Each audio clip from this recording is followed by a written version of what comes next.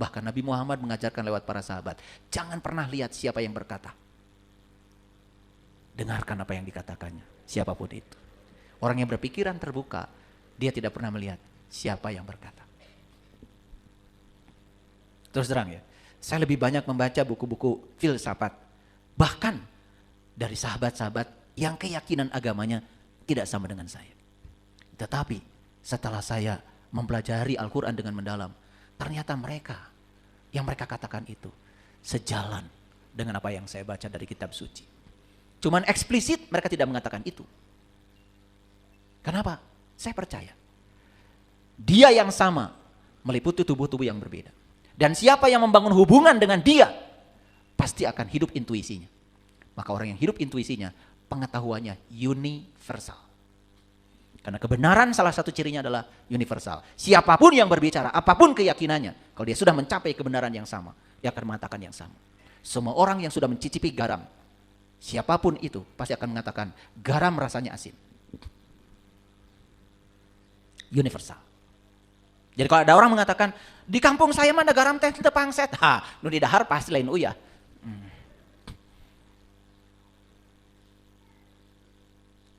Betul, maksud saya. Kebenaran itu siapapun yang mengalaminya harus mengalami pengalaman yang sama. Lanjutkan dulu. Jadi orang ini dikeluarkan dari neraka? Tidak. Malah ada satu pernyataan Allah yang luar biasa. Apa itu? Tidakkah kami memanjangkan umurmu dalam masa yang cukup untuk berpikir bagi mereka yang mau berpikir? Yuk, pelajarannya apa yang bisa kita tangkap dari sini? Daripada kita masuk ke lembah kebinasaan, menjalankan banyak amal soleh hanya berdasarkan persepsi kita sendiri. Yuk kita gunakan pikiran kuat kita. Supaya apa? Kita bisa menjalankan amal soleh yang efisien, tepat sasaran, sesuai dengan tujuan. Coba perhatikan, tujuannya sholat itu cuma satu. Tanha anil fasya wal munkar, mencegah manusia dari perbuatan keji dan munkar. Jadi kalau kita masih sholat, sudah sholat tapi masih bohong, masih menyakiti orang, masih merendahkan orang, masih melecehkan orang, berarti belum mencapai tujuan sholat. Ingat, sholat itu bukan tujuan. Sholat itu sarana mencapai tujuan. Tujuannya apa? Ingat, tujuan sholat itu akhlak. Jadi jangan rakit dijadikan sebagai tujuan. Ingat, rakit itu diciptakan untuk mencapai tujuan. Tujuan kita karena ingin nyebrang ke pulau yang ada di sana. Awas, jangan menolak rakit, tapi juga jangan melekat pada rakit. Orang yang menolak rakit, jelas. Orang pakai rakit, malah dia nyemplung, tenggelam. Orang yang melekat pada rakit, batur nges kala luar tinu rakit, sampai tujuan, cicing we dinu rakit. Disangka rakit tujuannya. Makanya semua ritual ibadah dalam agama apapun, ingat itu rakit. Karena tujuan akhirnya apa? Nabi Muhammad bilang, aku diutus ke semesta ini untuk menyempurnakan akhlak. Tujuannya akhlak. Jadi harusnya tujuan beragama tuh akhlak. Nah kalau kita sudah beragama tidak mencapai akhlak yang mulia, masih nyakitin orang, merendahkan orang, menyakiti makhluk lain, kan ada masalah. Betul nggak? Nah orang yang berpikiran kuat langsung cari masalahnya. Dan dia berorientasi pada solusi. Apa solusinya? Dan ternyata ya, untuk bisa mendapatkan solusi itu kita harus jujur dulu pada diri sendiri. Gelas ini kalau penuh, udah penuh ada tutupnya lagi. Siapa yang mau mengisi? Coba, kalau saya tumpahkan air dari sini ke sini, nggak masuk. Ada tutup tuh bahasa Inggrisnya cover. Bahasa Arabnya kafir. Gitu aja repot. Belajar dari lu gak ngerti-ngerti. Jadi kafir itu bukan orang yang berbeda keyakinan dengan kita. Orang kafir itu orang yang tertutup. Tertutup pemikirannya. Tertutup pikirannya. Tidak bisa menerima pandangan orang. Ini kafir. Ini yang berbahaya. Makanya Nabi Muhammad ya sangat keras terhadap tutup. Bukan keras terhadap orang lain yang berbeda keyakinan. Bahkan beliau sangat hormat dan toleran kepada siapapun yang berbeda keyakinan. Bukankah banyak cerita? Betul nggak? Nabi Muhammad sampai orang yang mencaci maki beliau keyakinannya berbeda, disuapin tiap subuh. Itu penghormatan beliau kepada orang lain. Tetapi di Quran dikatakan Muhammadur Rasulullah walladzina ma'ahu asyidda'u 'alal kufar. Tapi terhadap kafir ini beliau sangat keras. Yuk, harus dikerasin nih cover kita.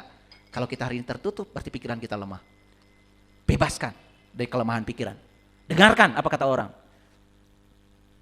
Karena kunci hidayah itu dimulai dari mendengar. Untuk mendengar, pikiran kita harus terbuka. Sudah ada tutupnya, apalagi penuh. Coba, orang yang saya sudah terbuka Pak. Oke, covernya sudah dibuka, tetapi masih penuh. Gak bisa. Pertama harus dibuka, yang kedua harus kosong. Yang ketiga, yang mau diisi harus lebih rendah posisinya daripada yang mau mengisi. Sudah terbuka, kosong, tapi tempatnya di atas. Reku mangesina. Makanya belajar ilmu itu kuncinya adalah rendah hati. Saya berguru itu bukan hanya pada satu orang. Dimanapun ada orang disebut guru, saya kejar. Saya kosongkan terhadap siapapun. Saya dengar, biar masuk. Jangan ada konflik. Karena kalau kita banyak konflik dengan pengetahuan baru dengan pengetahuan lama, maka pengetahuan baru itu tidak akan ada manfaatnya. Karena ada konflik.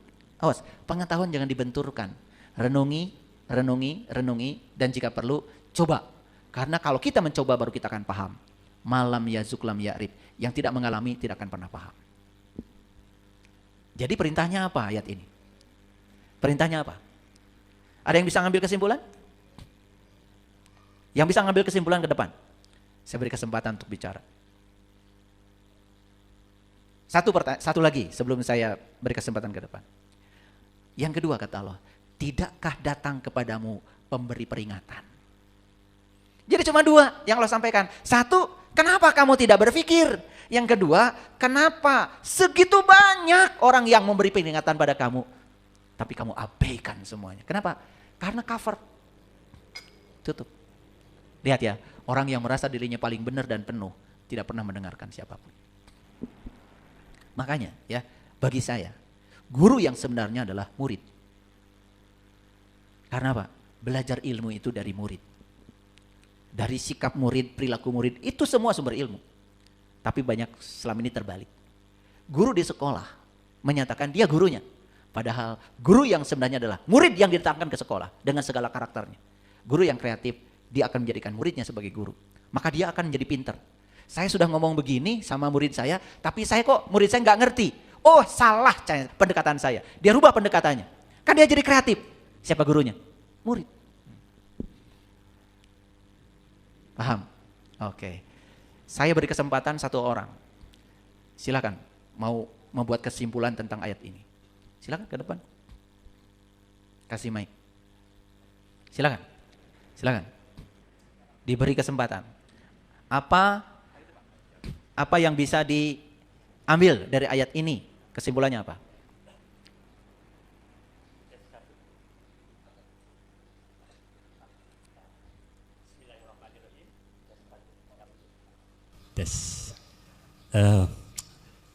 Sekali lagi ini hanya kata-kata ya, tetapi di balik kata-kata itu mempunyai makna yang sangat dalam. Apa yang saya sampaikan itu hanya permukaan lah ibaratnya gitu. Jadi saya berangkatnya dari pemberi peringatan saja dulu, karena itu lebih bisa cepat kita bisa memasuki dimensi peringatan itu. Pada dasarnya mulai dari ujung rambut saya sampai bawah itu ada suatu peringatan bagi orang yang berpikir, bagi orang yang berpikir. Ini peringatan-peringatan. Amun cek Kang Ayah tuh nepakan poho ditepak sebetulnya. Tiap hari itu kita diberikan peringatan-peringatan yang sangat kadang-kadang halus sekali. Misalnya halus itu pada saat saya sakitnya sekedik, masih kena tadi palire. Kedua, rada sakit sampai ibaratnya gula darahnya tinggi. Itu sampai ibaratnya itu peringatan-peringatan. Sebetulnya itu adalah the power of love. Cinta Tuhan kepada diri saya, ya. Karena kenapa saya belum tentu, karena pengalaman ini adalah pengalaman diri saya. Jadi tapi sadayana ibaratnya di pangesihan ya sadayana. Yang kedua tadi bahwa sesungguhnya itu neraka itu tidak ada. Karena neraka itu sebetulnya masa ongkoh la ilaha illallah Allahu akbar innalillahi wa inna tepek aya neraka asal lieur. Tidak ada neraka, yang ada itu la ilaha illallah itu tadi. Sehingga aku berikan umurmu panjang, itu umurmu panjang itu untuk supaya kamu tuh mengingat, jangan tersia-sia sesungguhnya ibaratnya tuh Tadi sebetulnya kalau dari meditasi itu dia tuh sedang mendekap kita, sangat luar biasa, sangat mendekap kita. Bahkan ibaratnya tidak ada jarak sampai Nabi Muhammad sampai, mohon maaf Ayi, sampai katakanlah Nabi Jibril aja tidak bisa memasuki itu yang namanya celah. Karena apa? Allah itu antara leher sama itu terlalu jauh jaraknya, itu sangat rapat sekali. Jadi memanjangkan umur dalam masa yang cukup untuk berpikir bagi orang yang mau berpikir. Nah, yang disebut berpikir itu bukan berpikir umum ya, adanya kehadiran dia.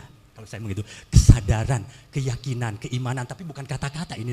Kalau dikatakan menjadi semacam menjadi suatu terbatas, padahal tuh itu kehadirannya itu di situ. Ini di sini, di sini. Jadi memang kayak gini tuh kayak orang aneh, tersendiri.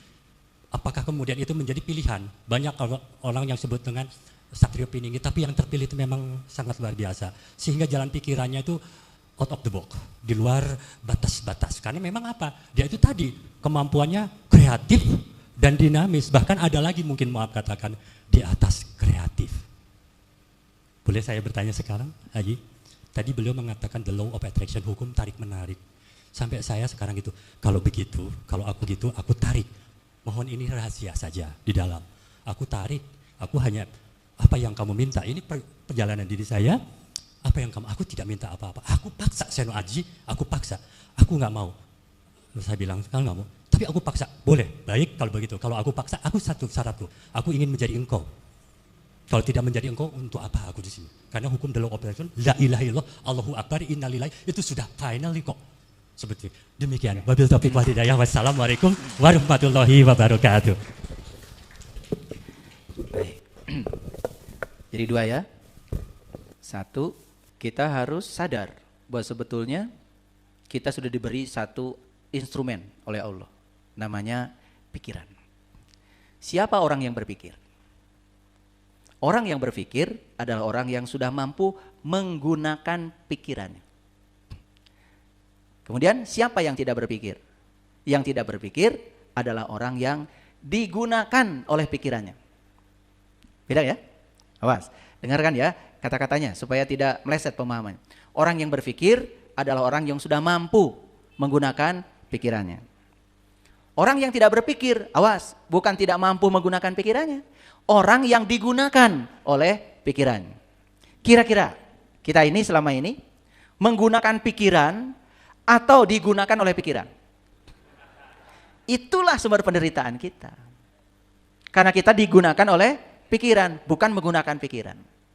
Ada pertanyaan lanjutan lagi. Kalau kita digunakan oleh pikiran, siapa pengguna itu? Kan yang namanya digunakan itu pasti ada yang menggunakan, ada yang digunakan. Nah, pertanyaannya, siapa yang menggunakan, siapa yang digunakan? Yuk lihat saya semua. Ternyata di diri kita itu ada yang disebut dengan kesadaran. Kesadaran adalah kehadiran Sang Ilahi dalam diri kita.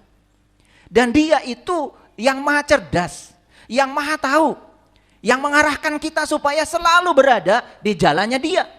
Saat kita melenceng pun pasti akan ditegur supaya balik ke sana. Itu yang disebut dengan kesadaran. Nah, kesadaran menggunakan pikiran itu yang disebut dengan pikiran sudah digunakan. Tapi kalau pikiran yang mengendalikan kesadaran, itu namanya pikiran belum digunakan. Malah pikiran yang menggunakan. Perlu saya kasih contoh? Nih, saya kasih contoh. Kata kesadaran, kamu kalau bicara hati-hati. Gitu. Ketika bicara, terus aja ngikuti pikiran yang gelap. Akibatnya apa? Mencemooh orang, merendahkan orang, akibatnya apa? Celaka kan? Orang gak terima, akibatnya dia diadukan ke lembaga hukum karena dia tidak terima direndahkan. Padahal kesadaran sudah bilang, kamu kalau bicara hati-hati gitu. Nah, ketika kita mendengarkan suara kesadaran, suara kebenaran, sehingga saat bicara itu hati-hati, ditimbang-timbang kalau bicara itu. Ini kira-kira kalau disampaikan kepada orang lain, pas tidak ya? Ini kalau disampaikan akan menimbulkan keresahan apa tidak ya? Gitu. Ditimbang-timbang. Nah, itu yang disebut dengan kesadaran menggunakan pikiran. Ketika kesadaran menggunakan pikiran, itulah yang disebut dengan berpikir. Nah, ketika kita digunakan oleh pikiran, itu yang disebut tidak berpikir. Nah, pikiran gelap itulah yang disebut dengan ego. Dan ego itu terjebak pada benar dan salah, baik dan buruk. Padahal benar, salah, baik dan buruk kan sangat bergantung kepada penilaian seseorang. Bayangkan, orang yang pengetahuannya sedikit, kebijaksananya tidak ada, disuruh menilai sesuatu. Kan bahaya hasil penilaiannya. Beda dengan orang yang pengetahuannya luas dan bijaksana, disuruh menilai sesuatu. Kan bisa jadi yang dinilai oleh seseorang salah, bisa jadi oleh orang lain benar. Jadi benar salah itu subjektif. Benar salah itu subjektif. Benar salah itu tidak objektif. Yang objektif itu kebenaran. Kebenaran adalah segala yang terjadi itu kebenaran. Jangan dinilai benar dan dinilai salah. Kalau kita sudah bebas dari dualitas, disitulah yang disebut dengan kedamaian. Kira-kira kita ini selama ini sudah menggunakan pikiran atau digunakan pikiran? Nah, makanya saya sering ilustrasikan tubuh ini ibarat kendaraan. Pikiran ibarat supir. Jiwa kita, sang kesadaran, ibarat penumpang. Nah harusnya kalau mau menggunakan kendaraan, supir itu nanya dulu sama penumpang, mau dianterin kemana? Ini supir gak pernah tanya penumpang. Ugal-ugalan aja, nyupir ke sana, nyupir ke sini. Kan si penumpangnya bingung, saya mau diantarkan kemana? Si penumpang ini kan asalnya dari Allah, ingin kembali kepada Allah. Harusnya pikiran adalah instrumen untuk mengontrol agar dia bisa mengantarkan penumpangnya kembali kepada Allah. Makanya pikiran yang terkendali itu yang disebut dengan pandawa. Nah, disinilah pentingnya kita belajar kesadaran. Nah, sekarang kita lanjut. Apakah tidak datang kepadamu yang memberi peringatan? Peringatan itu dimensinya sangat luas. Bisa orang, bisa peristiwa, bisa buku, bisa semua kejadian yang ada di dalam tubuh kita. Saya setuju. Sakit itu bukan musibah. Sakit itu tubuh sedang berbicara kepada kita. Tolong dong, dirubah pola makannya. Kan gitu. Asam urat itu bukan takdir. Cuman tubuh sedang bicara kepada kita. Tolong dong. Ya. Semua zat-zat purin yang menimbulkan asam urat naik, stop. Jeroan, daging, emping, bumbu-bumbu yang tidak netral, terlalu menusuk begitu. Itu kan semua adalah sumber-sumber purin. Kalau purin di darah naik, ya sudah. Siram, asup, kanu awak. Betul nggak? Iya, baru duduk sebentar. Aduh, siram. Tuh. Betul nggak? Itu peringatan sebetulnya. Betul tadi. Semua peringatan inilah kita abaikan. Satu pertanyaan saya. Saya sudah sholat. Tapi kalau sholat saya tidak mengubah saya menjadi tambah baik. Peringatan bukan? Peringatan. Jadi dimensi peringatan itu sangat luas. Cuman kita sayang selama ini berpikiran rata-rata seperti kebanyakan orang. Tidak kreatif. Akibatnya apa? Semua peringatan itu diabaikan. Baru terasa setelah kita terpuruk. Baru belajar. Oke, baik para sahabat. Jadi dalam diri kita ini ada satu kecerdasan yang melampaui pikiran. Dan ini yang tidak disadari. Dan kecerdasan yang melampaui pikiran ini baru akan berfungsi kalau pikirannya bisa diam. Kalau pikirannya bisa hening. Makanya tadi sebelum kajian ini saya ajak untuk hening. Terasa nggak tadi? Terasa, bisa jujur pada diri sendiri. Kenapa? Karena tadi saya pandu supaya pikirannya jujur. Lalu tadi kesadaran yang sedang ngasih nasihat pada pikiran. Nah sering melakukan itu lama-kelamaan. Ya energi pada pikiran itu dirampas oleh kesadaran. Sehingga pikiran tak berdaya lagi. Tapi justru saat pikiran tidak berdaya, justru pikiran yang tidak berdaya itu akan mengeluarkan namanya intuisi.